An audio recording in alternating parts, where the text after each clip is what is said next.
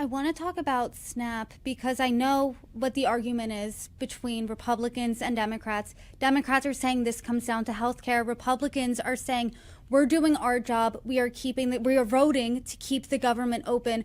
But 1 in 8 Americans rely on SNAP. That's 42 million Americans. And there's contingency funding that is funding SNAP, but that is cut in half in November. November's Thanksgiving. Then we have Christmas and the other holidays coming up. And I mean, with SNAP benefits being halved and potentially delayed, I mean, what's your message to your constituents who rely on SNAP and are seeing less? The Trump administration made a decision to withhold all of the aid, and then 2 courts said that they had to distribute the aid with the contingency funds that are sitting there, roughly 4.7 billion. Then the Trump administration made a decision to only send half and to delay even that half.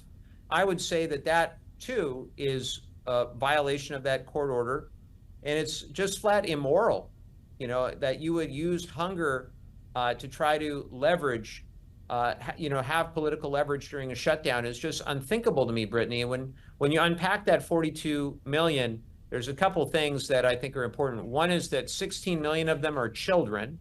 So we're talking about leveraging the hunger of kids, which is just morally wrong. And then 2 is 1 million of them are veterans. 1 million of the 42 million are veterans who, and look, in our community, I know people who are on SNAP. We call it CalFresh in California. And these are veterans who are disabled. These are single moms who are working. These are people who, have a really hard time making ends meet in a very expensive community like I am fortunate to live in here in Southern California. And when President Trump went on his social and said that Biden increased it by billions and billions and all of that, it simply is a misrepresentation. It's just flat out wrong to say that, because what happened is when COVID hit, the amount of SNAP spending went up by roughly 15%. But that happened under Trump in 2020. That amount has remained roughly flat, and the number of people on SNAP has even ticked down during the Biden years. It was around 41 million when Trump started in 2017, went up to around 43, 44. It's back down to around 42. So for Trump to blame Biden, it's the same old playbook. It's very, very misleading. And at the end of the day, it's just immoral for Donald Trump to make a conscious decision with the USDA Secretary Brooke Rollins to withhold that aid to try to leverage people. And it was on Halloween that they made that decision, if you remember. It was on the very same night where Trump was out at Mar-a-Lago doing a great Gatsby-themed party, this, life of luxury that the man is living, while people are not going to have enough to eat, and while their healthcare premiums are going to double, triple, or worse. It's outrageous, it's out of touch, and ultimately it hurts a lot of his MAGA supporters as well. And I just hope and pray that people have their eyes wide open enough to see that this administration is not looking out for them. They got sold a false bill of goods. I think, let's say I'm a mom in your district and I potentially don't have enough food to feed my family, to put food on the table for my kids. Thanksgiving's in 3 to 4 weeks, and I'm thinking, how the heck am I going to get a turkey on this table come Thanksgiving Day? I mean, at that point, I'm really not concerned about whose fault this is. What I would ask you is, what are you doing to fix this? What's your answer there? Well, personally, what I'm going to do is help with our food banks here locally to make sure that they have the resources they need to be able to distribute food. I'm going to be personally volunteering my time as well.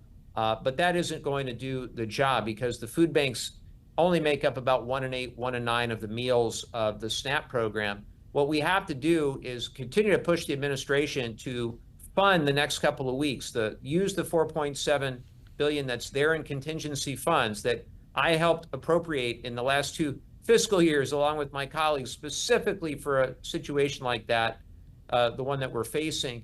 Get the money out as fast as we can. There's already going to be a delay because of the administration dragging their feet on this and being forced into it.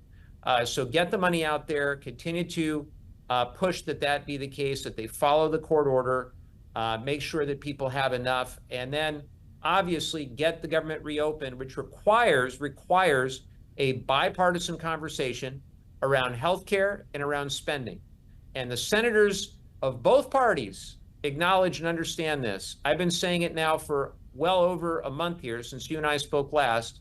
And Mike Johnson, by keeping all of his members home, by keeping all of the appropriators on both sides of the aisle home, by keeping everybody in Congress who is involved in healthcare policy home and away from Washington, D.C. on his side, I would ask him, why did he make that decision?